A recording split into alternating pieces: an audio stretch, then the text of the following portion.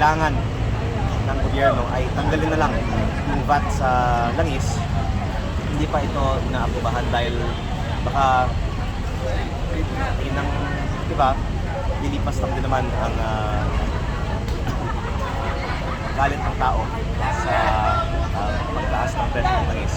Pero sa aking pananaw, kung makikita ng gobyerno na may clamor talaga ang publiko para ibaba ang buwis sa langis, magkakaroon po ng positibong outcome ang mga aktibidad na ito.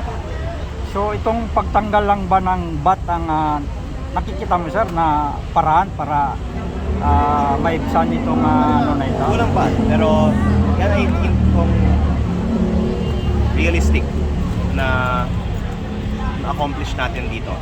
Dahil yung fuel excise tax, tinatanggal na nga ayon sa bagong pinasang batas. Pero ang fuel excise tax, alam natin ay 6 pesos lang para sa diesel. At ang VAT naman, habang tumataas ang presyo ng diesel, tumataas din yung VAT. Kaya kayang-kaya ng ating gobyerno na aprubahan ito. Pero muli, parang hindi siguro pa ramdam ng gobyerno na kailangan nang ibigay lahat ng relief sa taong bayan. Kaya sana makakatulong po itong unang hakbang, pero ang plano po kasi ay hindi lang ito ngayong araw. In fact, kahapon nandito na po ang iba at araw-araw po may mga karagdagang mga taga Batangas na dadalo dito at hindi po tayo titigil hanggat napababa ang VAT. Ibig sabihin magtatagal pala itong grupo na ito dito sir? Opo, ang ibang mga kasamahan natin dito ay mula kahapon pa nandito at nag-overnight pa. At masaya naman tayo dahil actually magkakilala naman ng ang mga kasama natin dito. We're all from the same place. Pero mas maganda syempre kung hindi lang ang mga taga Batangas, kung hindi ang buong sambayanan ang magpakita ng suporta para sa panawagang ibaba ang VAT at ibaba ang presyo ng langis. So ano masasabi mo sa yung tigli 5,000 na pinamumut nila sa mga drive? Magandang katanungan yan. Alam nyo, sa NCR pa lang ang malaking numero ng mga PUV drivers na nabigyan ng subsidiya. At sa buong Batangas, halos wala pang nabigyan. Tinanong ko iba kong mga kasamahan sa Kongreso kahapon, halos sa buong bansa siguro masasabi natin, sa labas ng NCR, wala pang nabigyan ng kahit anong ayuda. Samantala, araw-araw ang mga PUV drivers ay nagbabayad ng mas mataas na presyo ng langis na pinapatungan ng VAT. Kaya ang problema hindi lang yung kakulangan ng pera, pati na rin yung kabagalan ng distribusyon ng ayuda, yung pila, yung inconvenience, yung paggawa ng listahan. Kaya sa tingin ko, kung hindi ibababa ng gobyerno ang VAT, kawawa ang maraming mga PUV drivers natin na hindi nabibigyan ng ayuda. Kaya kailangan para lahat ay makinabang, tanggalin na lang yung VAT sa langis. So meron kaming natanggap na kagaya niyan, sinabi mo ang hirap-hirap ipamud-mud no, halos sa mga kababayan mo ay hindi pa nakatanggap.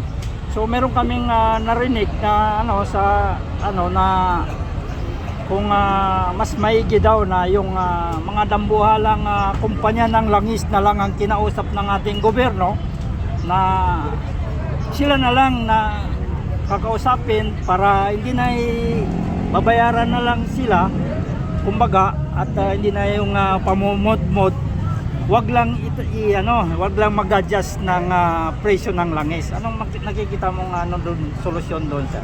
Kung tama ba 'yon? Ang problema naman, sinasabi nila, kulang ang supply ng langis. Kaya napakabigat ng problema ng ating bansa.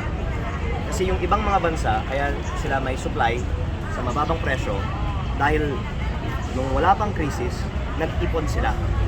Tayo naman, nung walang krisis, malaki na ang inuutang natin para sa mga hindi naman kinakailangang gastos. At ngayon na may krisis, hindi kaya ng ating gobyerno na i-subsidize ang langis para mapababa ang presyo. Kaya ang panukala ko naman sa Kongreso kahapon ay kumanap naman kayo ng mga gastusin na pwedeng i-cut at huwag sabihin na dapat ang taong bayan lang ang magtipid. Alam niyo, ang gobyerno ay hindi pa nagbigay ng malawakang plano para sa austerity measures o para sa pagtipid sa kahit mga MOOE ng mga opisina ng gobyerno.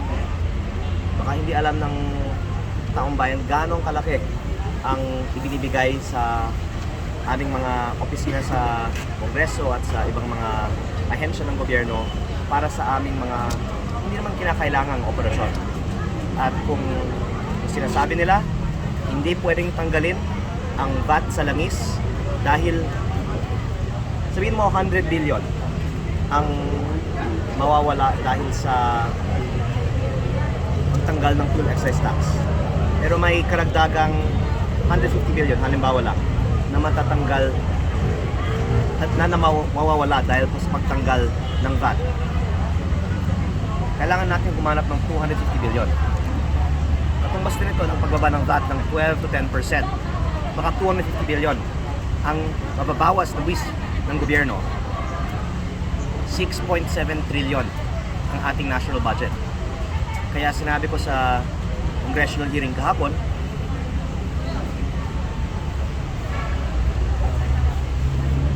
dapat imandato ng gobyerno lahat ng mga ahensya gumawa ng savings para mabuo itong 250 billion pesos na pwedeng bawasan ng tax collection sa taong bayan. Eh yung itinukoy nila pa lang ay 25 billion. Kaya kapipiranggot lang ang ipinamimigay na ayuda para sa ating mga magsasaka at mangingisda. 2,325 pesos para sa 4.1 million na magsasaka at mangingisda. Pero kung bawasan lang natin ang gastos ng mga opisina ng gobyerno, pwede natin ibaba ang buwis, pwede rin natin bigyan ng ayuda ang mas marami natin mga kababayan. Kung di ba meron pong tinatawag na representation and transportation allowance ang mga government officials, maaari po bang yun isuspindi muna or i-give up ng isang empleyado or Opo, official? yun po ang tinalakay namin sa pagdinig sa Kongreso kahapon kasi nung una sinabi ng DBM magmamandato sila na bawasan ang MOOE ng 20% at akala ko maganda 20% para sa kabuuang mahigit 2 trillion pesos na MOOE. Yun pala, babawasan lang ng 20%